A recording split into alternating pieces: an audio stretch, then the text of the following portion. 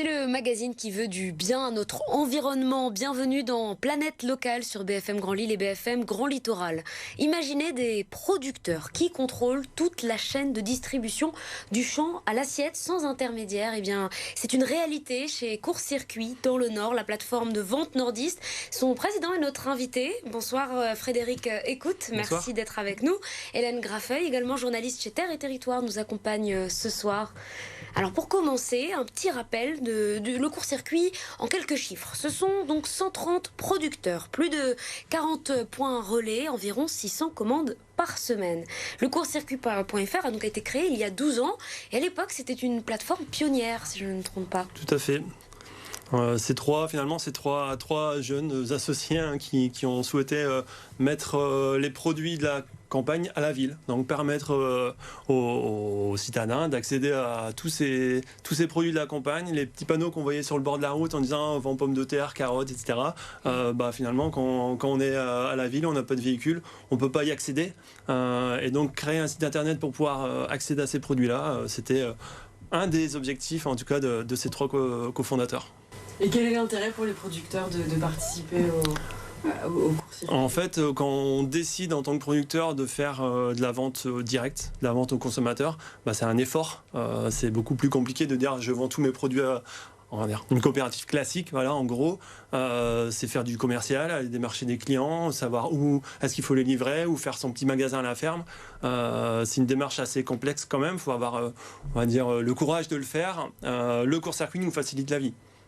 Voilà. Clairement, aujourd'hui, pouvoir mettre ses produits en ligne sur Internet sans avoir développé son propre site Internet, c'est une belle opportunité, quoi. Et il y a un enjeu majeur aussi de garantir un revenu juste et digne aux producteurs. Tout à fait. Alors là, l'avantage, c'est que sur ce site-là, c'est chaque producteur qui fixe son prix. Il met les quantités qu'il a à vendre, il fixe son prix. En plus, je dirais que c'est la particularité aussi de ce système-là, c'est qu'il peut participer à toute la chaîne logistique. Voilà, c'est comme c'était déjà avant que ce soit une coopérative, mais les fondateurs ont toujours souhaité travailler main dans la main avec les producteurs, donc ont toujours proposé aux producteurs de participer à toute cette organisation. Pour ma part, mais il y en a pas mal de collègues qui font ça. Parce que vous êtes maraîcher à Terre de Game. Je suis maraîcher à Terre de Game, tout à fait. Donc ça fait depuis 2017 que je travaille avec le court-circuit. Donc ça a bien changé depuis. On a bien fait évoluer les choses, main dans la main, encore une fois. Ouais. Et je participe 2 fois par semaine à la logistique. Donc j'ai un camion, je vais livrer tous ces 40 points de retrait. Alors j'en ai 3-4 pour moi. Et je vais aussi distribuer ces produits-là aux clients. Et grâce à ça, c'est important, j'ai une commission. Donc ça permet de compléter le revenu. Et moi, ça m'a permis de financer mon camion et ça a permis aussi d'avoir un salarié à temps plein. Vraiment un cercle vertueux. C'est ça. Alors pour bien expliquer aux téléspectateurs qui nous regardent, il y a cette nouvelle étape qui a été franchie. Donc cette entreprise qui a été créée par 3 personnes il y a 12 ans a été aujourd'hui rachetée par des producteurs. Concrètement, qu'est-ce que cela change dans l'organisation ?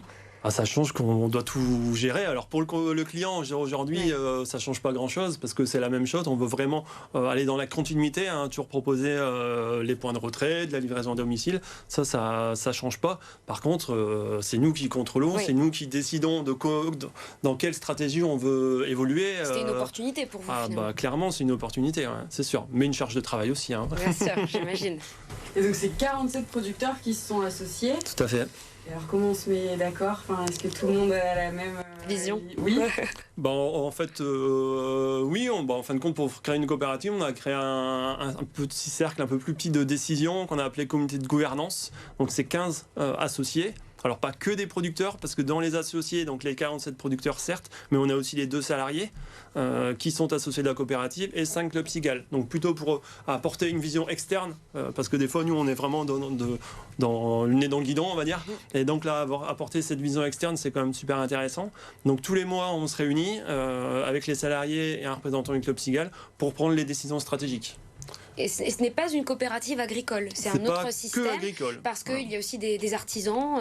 Qu'est-ce qu'on peut trouver comme produit ? Par exemple, on a des boulangers, on a des brasseurs, des producteurs de jus de pomme. Alors souvent, le jus de pomme, c'est des producteurs, des agriculteurs parce qu'ils font les pommes.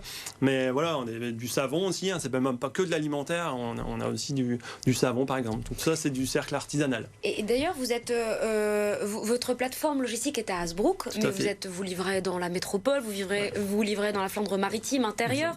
Et on peut trouver l'offre, est-ce qu'elle varie selon le territoire dans lequel on est? Elle varie. Alors globalement, on n'a qu'une offre assez consistante partout, mais on a tendance à privilégier quand même les producteurs ultra local. Donc on aura un peu plus de... Alors si je prends l'exemple des maraîchers, de maraîchers du Dunkerquois sur Dunkerque et un peu plus de maraîchers lillois sur la métropole. Et il n'y a pas de panier imposé. Parce que le principe, c'est un panier. Il faut un 5 € d'achat minimum. C'est ça, tout à fait. Il y a un panier minimum quand même. 5 €, on y est quand même assez vite. Et l'idée, c'est que le consommateur choisit ses produits. Alors vraiment un large choix, hein, je vais répéter, hein, mais fruits et légumes, de la viande, les produits laitiers, épiceries sucrées, salées, et même de quoi se laver avec les savons. Donc enfin, voilà, c'est quand même super large. Dès lors qu'en fait on peut le produire localement, on peut le proposer. Voilà. Et alors les points de retrait, ils sont sur tout le Nord-Pas-de-Calais ou il y a des territoires? Globalement entre Lille et Dunkerque pour simplifier, hein, mais on va quand même jusqu'à Béthune, alors au côté ouest. Et l'idée, après la reprise, en fait, c'est d'étendre ce territoire sur tout le département du Nord dans un premier temps, avec les livraisons à domicile, et de mailler davantage le territoire existant. Parce qu'on a quand même une grosse concentration sur la métropole, on a quelques points de retrait dans les Flandres et sur le Dunkerquois. L'idée, c'est que tout ce territoire-là soit un peu mieux maillé, avec les différents points de retrait et points relais, pour qu'on n'ait plus d'excuses pour dire je peux pas acheter local. Alors justement, ça avait très bien fonctionné pendant la période Covid. Maintenant, on commence à s'en éloigner. Mais est-ce que ça a repris depuis? Il faut continuer la pédagogie pour consommer. Il faut continuer la pédagogie. Je pense qu'il y a eu un bel effort qui a été fait avant Covid. Donc on était bien en croissance. C'est sûr que la période Covid, on va dire c'était un grand boom, mais un peu artificiel. Hein, voilà, je pense que si ça avait pu durer un peu plus. Pour cette dimension-là, c'était pas mal, mais bon.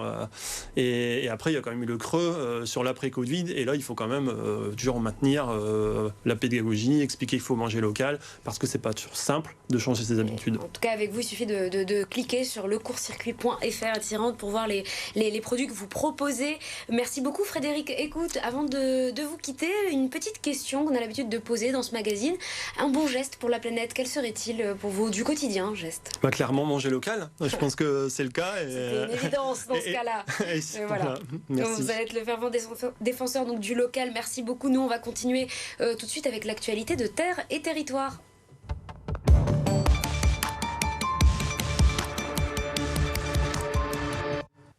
Et ce soir, Hélène, vous nous parlez d'autruche. Mais attention, nous restons dans le Pas-de-Calais. Oui, tout à fait. On a été voir Séverine et Nicolas Delcroix. Donc, c'est un couple qui est à la tête de la ferme des autruches à Zuidkerk, dans le Calaisis. C'est un élevage qui est unique dans la région. Donc, ils cultivent le blé, des pommes de terre, des oignons, enfin, tout ce qui est assez classique pour des agriculteurs. Quand ils ont démarré, ils avaient un élevage de porcs et de vaches. Et face à la baisse des prix, la crise, tout ça, ils ont décidé de se tourner vers cet oiseau qui peut atteindre 2,70 m et 150 kg.